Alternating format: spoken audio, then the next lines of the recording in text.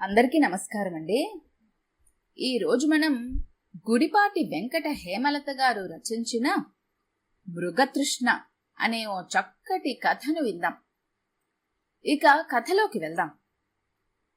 వెంటిలేటర్పై అచేతనంగా పడి ఉన్న పార్వతమ్మను చూసి కన్నీళ్లు ఆగడం లేదు రాఘవయ్యకు.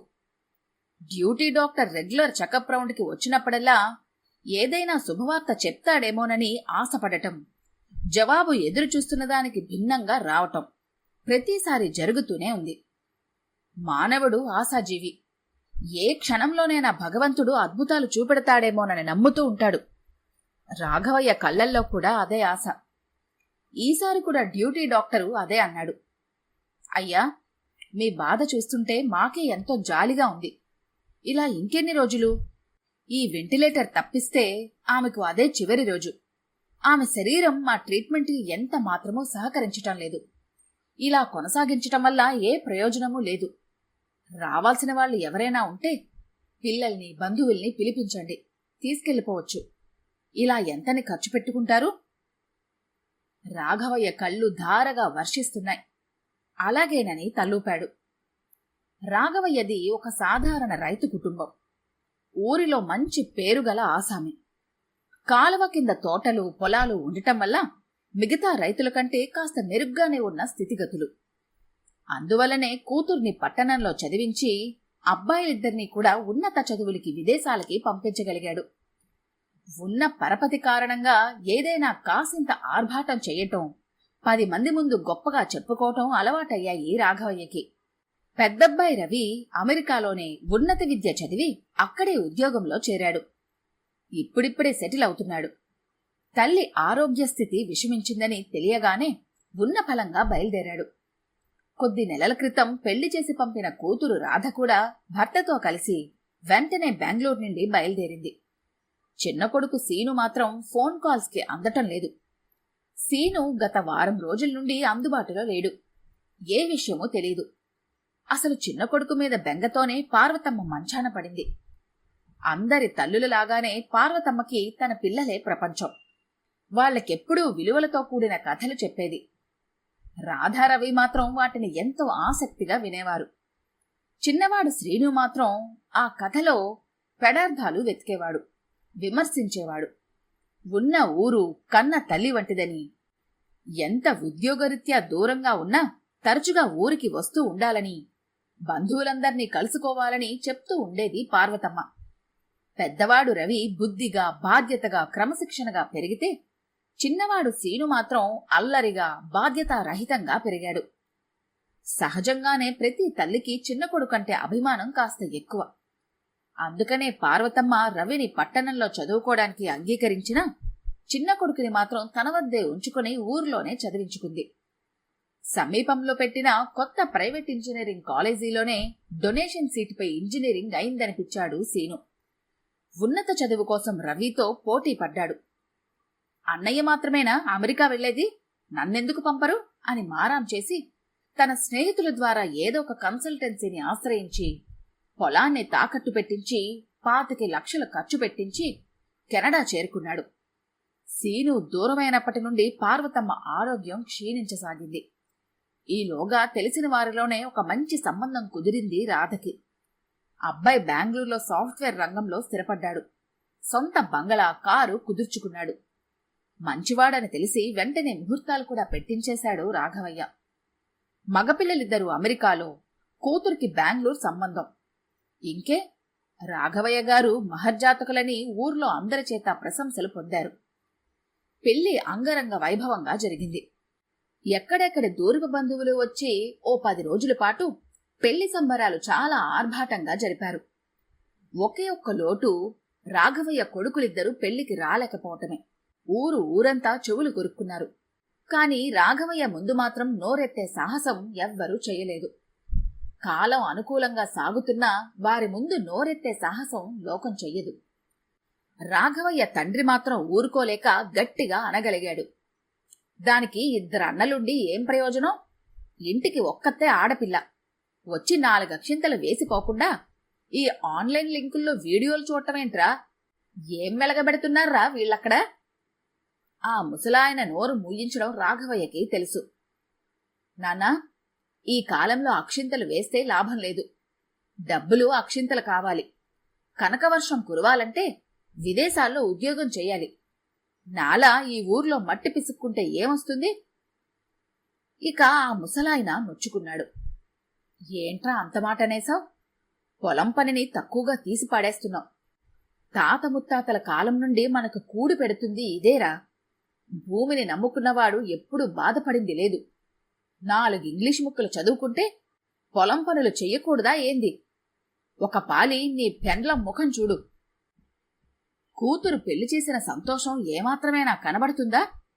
పిల్లలు లేకపోతేరే అనే దిగులు తప్ప అని కోడలి స్థితిని అద్దం పట్టి చూపాడు ఆ పెద్దాయన. మరేం చేద్దాం? పెద్దోడుకు ఉద్యోగం వచ్చి ఇంకా ఏడాదైనా కాకపాయే. చిన్నాడు ఇప్పుడిప్పుడే పోయాడు. ఇప్పుడు రావాలంటే ఇద్దరికీ కుదరదు. భార్య డీలాపడి ఉండటం అంగీకరించిన రాఘవయ్య ఉన్న పరిస్థితిని నాన్నకు చెప్పే ప్రయత్నం చేశాడు. పెళ్లి తర్వాత పార్వతమ్మ ఆరోగ్యం క్రమక్రమంగా క్షీణిస్తూ వచ్చింది. ఎప్పటినుంచో శరీరాన్ని తినేస్తున్న క్యాన్సర్ మహమ్మారి ఆలస్యంగా బయటపడి ఆతృతగా ఆక్రమించేస్తోంది. పొలం పనులు, ఇల్లు, సంసారం అనే బాధ్యతలతో తన ఆరోగ్యాన్ని అస్సలు పట్టించుకోలేదు పార్వతమ్మ. విషయం తెలిసాక ఆమె చికిత్స కోసం చాలా ఆసుపత్రులు తిరిగాడు రాఘవయ్య. లక్షలు ఖర్చు పెట్టాడు. ఇప్పుడు మందులు పనిచేయని దశకు చేరుకుంది. ఒకవైపు మరణంతో పోరాడుతున్నా మరోవైపు ఆమె తాపత్రయం చిన్న కొడుకు కోసం. నిర్జీవమైన గాజు కళ్ళు సీను కోసం వెతుకుతున్నట్టుగా రాఘవయ్యకు తెలుసు. హుటాహుటిన బయలుదేరి వచ్చిన రవి అమ్మ పరిస్థితిని చూసి గుండె లవిసేలా ఏడ్చాడు. ఎంత వద్దనుకున్నా ఆమెతో తన అనుభవాలు గుర్తుకొస్తున్నాయి. తమని ఎంత జాగ్రత్తగా చూసుకునేదో, ఏదైనా జ్వరం వచ్చినప్పుడు, దెబ్బలు తగిలినప్పుడు రాత్రంతా తను నిద్రపోకుండా దగ్గరుండి ఎలా సపర్యలు చేసేదో, తిండి తిప్పలు మాని తమ కోసం ఏ ఏ దేవుళ్లకు ఎన్నెన్ని మొక్కులు మొక్కేదో అన్నీ గుర్తుకొచ్చి మరీ గుండెల్ని పిండేస్తున్నాయి. ఇన్ని చేసినా తమ తల్లికి దగ్గర లేకుండా ఎక్కడో ఉండి తామేం సాధించామో తలుచుకున్న కొద్దీ ఏదో నిర్వేదం ఆవహిస్తోంది రవిని. సీను కోసం తనకు తెలిసిన పరిచయాలతో వాకబు చేశాడు. రాఘవయ్య అసక్తుడైన కొడుకుని పట్టుకొని విలవిల్లాడాడు. తమ్ముణ్ణి ఎలాగైనా రప్పించమని వేడుకున్నాడు. తను తెలుసుకున్న విషయాలు ఇలా చెప్పాడు రవి. నాన్నా, సీను వస్తాడు. అయితే టైం పడుతుంది. మీరు ధైర్యంగా వింటానంటే చెప్తాను. వాడు అదేదో కన్సల్టెన్సీ ద్వారా కెనడా వెళ్ళాడు కదా, ఆ కన్సల్టెన్సీ మంచిది కాదు. వీడికి ఎంఎస్లో ఏ కాలేజ్లోనూ సీట్ రాలేదు. వీడి ఆతృతను అడ్వాంటేజ్గా తీసుకుని వాళ్ళు పర్సంటేజ్ అమౌంట్ కోసం ఫేక్ కాలేజీ సీట్ని క్రియేట్ చేసి పంపించారు. అక్కడికెళ్ళాక అది ఫాల్స్ డాక్యుమెంట్స్ అని తెలుసుకొని వీసా క్యాన్సిల్ చేశారు. ఆ కన్సల్టెన్సీ పైన కూడా ఇన్వెస్టిగేషన్ నడుస్తోంది. వెళ్లకముందు నేను ఎంత నచ్చ చెప్పినా వాడు వినలేదు. వీడి తప్పు కూడా ఉంటుంది. అక్కడ వారి కస్టడీలో ఉండటం వల్ల వీడి ఫోన్ కూడా పనిచేయటం లేదు. మా ఫ్రెండ్ వాళ్ళ అంకుల్ ఒక ఆయన ఎప్పుడో కెనడాలో సెటిల్ అయి ఉన్నారు. వారి ద్వారా ప్రయత్నం చేస్తున్నాను. ఎలాగో ఒకలాగా వాడిని రప్పిస్తాను. కానీ ఇక ఓ 10 సంవత్సరాలు వాడికి ఏ విదేశాలకు వెళ్లే అవకాశం ఉండదు. ఈ మాటలు విన్న రాఘవయ్య కుప్ప కూలిపోయాడు. 25 లక్షలు అప్పు తెచ్చి మరీ సాగనంపారు. డబ్బు పోతే పోయింది, నా కొడుకు క్షేమంగా ఉంటే చాలు. ఒరే రవి, ఎలాగో ఒకలా వాడిని వెంటనే తీసుకొచ్చాయి. 10 ఏళ్లు కాదు, జీవితాంతం ఇక వాడు ఏ దేశానికి వెళ్ళడు. ఇక్కడే పొలం చూసుకుంటాడు. మా నాన్న చెప్తూనే ఉన్నాడు, నేనే వినలా. చూడు, మీ అమ్మకి వాడి కష్టం తెలిసిపోయింది కాబట్టి ఇలా దిగులుతో ప్రాణం మీదకి తెచ్చుకుంది. అందుకే పేగుబంధం అంటారు అని ఆయన అంటూ ఉండంగానే డ్యూటీ నర్స్ వచ్చి డాక్టర్ గారు పిలుస్తున్నారని చెప్పింది. అక్కడికొచ్చిన రాధ భర్త గోపి సీను విషయం తెలుసుకుని తన కంపెనీ ద్వారా ఇంకా ఇతర కుల సంఘాల ద్వారా విదేశాంగ శాఖతో మంతనాలు జరిపి సీనువును త్వరగా తీసుకొచ్చే ప్రయత్నాలు చేశాడు. ఇంత చేసినా తనని అల్లారుముద్దుగా అత్యంత గురుపంగా చూసుకున్న తన తల్లి చివరి చూపును కూడా శ్రీనివాస్ చూడలేకపోయాడు. పరిస్థితులు విషమించినప్పుడు అహంకారం ఆలోచన అవుతుంది. శ్రీనివాస్ విషయం ఊరంతా తెలియటంతో రాఘవయ్యకు ఊరిలో అభాసపాలైనట్టుగా అనిపించింది. పార్వతమ్మ మరణం ఒకవైపు, ఈ అవమాన భారం ఇంకోవైపు. రాఘవయ్య గడప దాటం మానేశాడు. తనపై బెంగతో తల్లి తనువు చాలించడంతో సీను అపరాధ భావానికి లోనయ్యాడు. కెనడాలో అతడు గడిపిన దినాలు అతడి చిత్తవృత్తిని ప్రవృత్తిని మార్చేశాయి.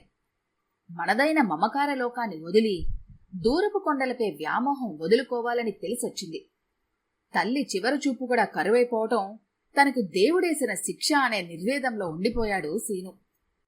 రవికి మరోవైపు సెలవు గడువు ముగిసిపోతుండటంతో ఇంటిని, నాన్నని, తమ్ముణ్ణి చూసి ఆవేదన చెందుతున్నాడు. ఇంటికి ఇల్లాలే మూలాధారం. ఇల్లాల్ని కోల్పోయిన ఇల్లు కాండం కోల్పోయిన చెట్టు లాంటిదని ఈ ముగ్గురు విధానాలు చూసిన ఎవరికైనా అర్థమవుతుంది. అందుకే బాధ్యత గల ఆడపడుచుగా రాధ తన భర్తకు ఏదైనా ఉపాయం ఆలోచించమని చెప్పింది. గోపీకి పట్టణంలో మణిశంకర్ బాబా ప్రవచనాలు జరుగుతున్న విషయం గుర్తుకొచ్చింది. మణిశంకర్ బాబా దగ్గరికి పయనమయ్యాడు. మీనింగ్ ఆఫ్ లైఫ్ అనే ధార్మిక సంఘాన్ని స్థాపించిన బాబా దేశ విదేశాల్లో ఎంతో ప్రాచుర్యం పొందిన ప్రవచనకారుడు, యోగి. మతాలకు అతీతంగా మనిషి గురించి, మానవత్వం గురించి, క్రైసిస్ మేనేజ్మెంట్ గురించి సాగే అతని ఉపన్యాసాలకి అంత క్రేజ్. మత ఛాందస ధోరణులు లేకుండా అందరికీ ఆమోదయోగ్యమైన విధంగా జీవితాన్ని ఎలా మలుచుకోవాలో ఆయన తెలియజేస్తూ ఉంటారు. యోగా, ఉపనిషత్తుల మూల సిద్ధాంతాల మేళవింపుతో సాగే ఆయన వాక్ ప్రవాహానికి ఎందరో శిష్యులున్నారు. తనకు విరాళాల రూపంలో వచ్చే రొక్కాన్ని కూడా ఆయన సేవా కార్యక్రమాలకు వినియోగిస్తూ నిజమైన యోగిగా ప్రసిద్ధుడయ్యాడు. ఈయన గురించి తెలిసి ఉండటం వల్ల తప్పకుండా తాము ఉన్న ఈ స్థితిలో కాసింత వెలుగు దొరికే అవకాశం ఉంటుందని రవి, సీనులు గోపీని అనుసరించారు. ప్రవచనాల అనంతరం ప్రత్యేక అనుమతి తీసుకొని ఆ బాబాతో మాటలు కలిపారు రవి, సీనులు. తొలత రవి మొదలుపెట్టాడు. బాబాగారు, చిన్నప్పటి నుంచి నేను బ్రిలియంట్ స్టూడెంట్ని. నా సర్కిల్లో నేనే నెంబర్ 1ని. నా జీవితంలో నేను అనుకున్నవన్నీ సాధించగలిగాను. నా జాబ్లో కూడా నా కంపెనీకి నేనే కీమ్యాన్ని. కానీ నాలో ఎప్పుడు ఏదో అశాంతి, ఏదో కోల్పోయానన్న బాధ, ఏదో నాకు అందలేదన్న నిరాశ. ఇప్పుడు అమ్మని కోల్పోయాక అసలు లోకమంతా నిరాశమయంగానే కనబడుతోంది. అసలు నేను సాధించింది ఏమిటి, కోల్పోయింది ఏమిటి? కష్టపడి ఆరాటపడే కొద్దీ స్థాయి పెరుగుతుంది. స్థాయి పెరిగే కొద్దీ బాధ్యతలు పెరుగుతాయి. బాధ్యతలు పెరిగే కొద్దీ మళ్లీ శ్రమ, కష్టపడటం పెరుగుతుంది. నా రోల్ ప్లే నేను చేయటం కోసం నా నుండి నేను దూరం అయిపోతున్నాను. యంత్రాన్ని అయిపోతున్నాను. నాకు నా ల్యాప్టాప్కి తేడా తెలియటం లేదు. దీనికి అంతం ఎక్కడుంది అంటూ బాధగా ప్రశ్నించాడు రవి. చిరునవ్వు నవ్వుతూ బదులిచ్చాడు ఆయన. దీనికే కాదు, ప్రతి దానికి అంతం ఒక్కటే, అంతిమ లక్ష్యం ఒక్కటే. అదే ఆనందం, సంతోషం, పరమానందం, దివ్యానందం, అద్వైతానందం. అయితే ఆ ఆనందం సౌకర్యవంతంగా జీవిస్తేనే వస్తుందని, లభిస్తుందని అందరి విశ్వాసం. ఆ సౌకర్యాల కోసం సొఫిస్టికేటెడ్ లైఫ్ని కలగంటూ వర్తమానంలో అసౌకర్యంగా జీవించడం నేర్చుకున్నాము.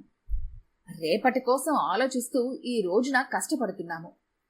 కొలమానం లేని టార్గెట్లతో, అంతకు రెట్టింపు చేసుకునే ఆర్థిక విధానాలతో జీవన లక్ష్యాన్ని నిర్లక్ష్యం చేసుకుంటున్నాము. కాబట్టి చివరి వరకు కష్టపడుతూనే ఉంటాము. మీరు జనరలైజ్ చేసి చెబుతున్నారు.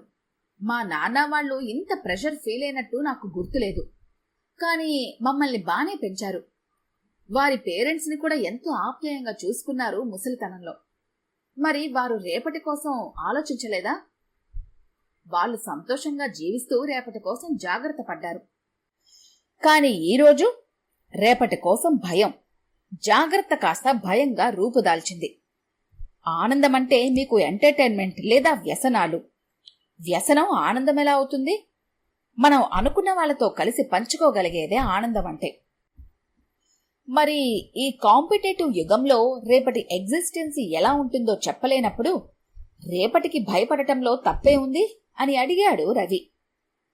తప్పులేదు, తప్పేది ఎంతో ఉంది. అదే జీవితం. తిరిగి బాబానే కొనసాగించాడు. ఒక ఆత్మకు లభించే జన్మలన్నింటిలోనూ ఉత్కృష్టమైనది మానవ జన్మ. మానవులకి మాత్రమే గల విశిష్ట గుణం సంతోషపడటం. దాన్నే కోల్పోయినాడు మానవుడు మరణించినట్టే కదా. అలా అని అందరూ సన్యాసం పుచ్చుకోలేం కదా. దీనికి కావాల్సింది వైరాగ్యం కాదు, తృప్తి అన్నారు బాబా. బయట లోకం చూడండి బాబా, తృప్తుంటే గ్రోత్ ఆగిపోతుంది. డెవలప్మెంట్, అచీవ్మెంట్ లేకపోతే సస్టైన్నెస్ ఎలా? తృప్తి పడితే మనం మార్కెట్లో మాయమైపోతాం అసహనంగా అన్నాడు రవి. మరిక మార్గం? మనసుంటే మార్గం ఉండకపోదు. ప్రతి ఒక్కరూ ఆలోచించుకోవాలి.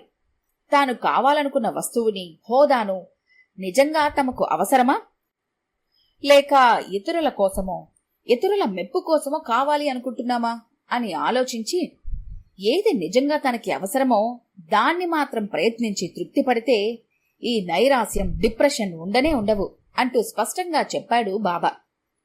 ఆలోచనలో పడ్డాడు రవి. బాబాగారు, తృప్తి పెట్టడం బావుంది, కాని తృప్తి మానసికమైనది. దానివల్ల బాధ్యతలు పూర్తవవు కదా. పేరెంట్స్ ఎంతో ఆశతో విదేశాలకు పంపిస్తే చివరికి ఆ పేరెంట్స్ కడసారి చూపు కూడా రాలేకపోవడం తృప్తి పట్టం వల్ల తీరదు కదా. సీను అయోమయంగా అడిగాడు. సమాధానంగా నవ్వాడు బాబా. ఇక్కడ ఆశ ఎవరిది, బాధ్యత ఎవరిది? ఆశ పేరెంట్ది, బాధ్యత పిల్లలది. చూడు బాబు, జంతు ప్రవృత్తికి మానవ ప్రవృత్తికి తేడా ఉంటుంది. మానవుడు సంస్కారి కాబట్టే కుటుంబాలు, అనుబంధాలు, మమకారాలు ఉంటాయి. శిశువు పుట్టినప్పటి నుండి వాడిని కాపలా కాస్తూ సౌకర్యవంతంగా ఉండేలా పెంచుతూ ఆ శిశువులపై మమకారం పెంచుకుంటారు మానవులు. రేపు తమ ముసలితనంలో ఈ శిశువులే తమ ఆలనా పాలన చూసుకుంటారు అనేది కుటుంబ వ్యవస్థ మీద నమ్మకం ఉన్న మానవుల ఆరాటం. మన దేశ సంప్రదాయంలో అందుకనే తల్లిదండ్రులను, వృద్ధులను గౌరవంగా చూడమని చెప్పటం. జంతు ప్రవృత్తిలో అనుబంధాలు ఉండవు. నవజాత శిశువైన జంతుధర్మం ఎవరి ఉదర పోషణ వారిదే. చివరి అంకంలో కూడా ఎవరి చావు వారిదే. మన మానవులు కూడా ఫాల్స్ ప్రెస్టేజ్ కోసమని, గొప్పలు చెప్పడం కోసమని పిల్లలకు స్వార్థం నోరుపోసి సక్సెస్ మాత్రమే జీవిత కొలమానంగా పెంచి తమ ఆశల్ని, తెచ్చిపెట్టుకున్న ఆశయాల్ని, ఇతరుల ముందు డాంభికం కోసం పోషించిన ఆశల్ని పిల్లలపై ముద్రిస్తారు. రేపు తమకవసరమైన వేళల్లో మానవ బంధాలు గుర్తొచ్చి బాధపడతారు. ఈ ద్వంద్వ ప్రవృత్తి విడనాడిన రోజు మీ ప్రశ్నకు సమాధానం లభిస్తుంది. జంతువులా నీ పిల్లలు తమ తమ జీవితాన్ని ఎక్కడో జీవిస్తున్నారు అనుకున్నప్పుడు వారు చివర్లో నా దగ్గర ఉండాలనే మానవ బంధాన్ని వదిలేయాలి. ఆశకు, తృప్తికి మధ్య ఎడం పెద్దగా ఉండదు. ఇక పిల్లల బాధ్యత అంటావా? మానవ ప్రవృత్తి కలిగి ఉండి అనుబంధాలే మన లక్షణం, అదే ధర్మం అనుకున్న వాళ్ళు బాధ్యత గురించి ఆలోచిస్తారు. వారు తమ పేరెంట్స్తోనే ఉంటారు. జంతు ప్రవృత్తితో తమ బ్రతుకు తెరువు మాత్రమే కావాలనుకునేవారు ఇక బాధ్యతల గురించి ఆలోచించరాదు. అంతిమ సంస్కారాలు చేయడానికి కూడా ఎన్నో ధార్మిక సంఘాలు వచ్చాయి కాబట్టి వాటికి అప్పచెప్పి దులిపేసుకోవచ్చు అంటూ చిన్న నవ్వు నవ్వాడు బాబా.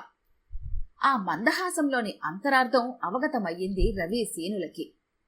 అక్కడ చెరువుగట్టున రాఘవయ్య పార్వతమ్మకి తర్పణం వదులుతుండగా అనుబంధాలని, ఆత్మీయులని దూరం చేసుకుని డాలర్ల గాలంలో పడి అరువుకి తెచ్చుకున్న దర్పానికి, ఆర్భాటాలకి, మోహాలకి, దురాశకి, అహానికి తర్పణం వదిలేశాడు సీను. సౌకర్యాలు, విలాసాలు, జల్సాలు అనే మృగతృష్ణ తీరేది కాదు జన్మజన్మలకి. కాని క్షణం ఆలోచించి ప్రశ్నించుకోగలిగితే ఎండమావిలో నీరు ఉంటుందని తెలుసుకోవడానికి ఎంతో సమయం పట్టదు. అలా ప్రశ్నించుకోగలిగే సమయం అయినా ఉండాలి. ఈ కథ కనుక మీకు నచ్చినట్లయితే లైక్ చేయండి, షేర్ చేయండి. మరిన్ని ఇంట్రెస్టింగ్ కథల కోసం మా ఛానల్ని తప్పకుండా సబ్స్క్రైబ్ చేసుకోండి.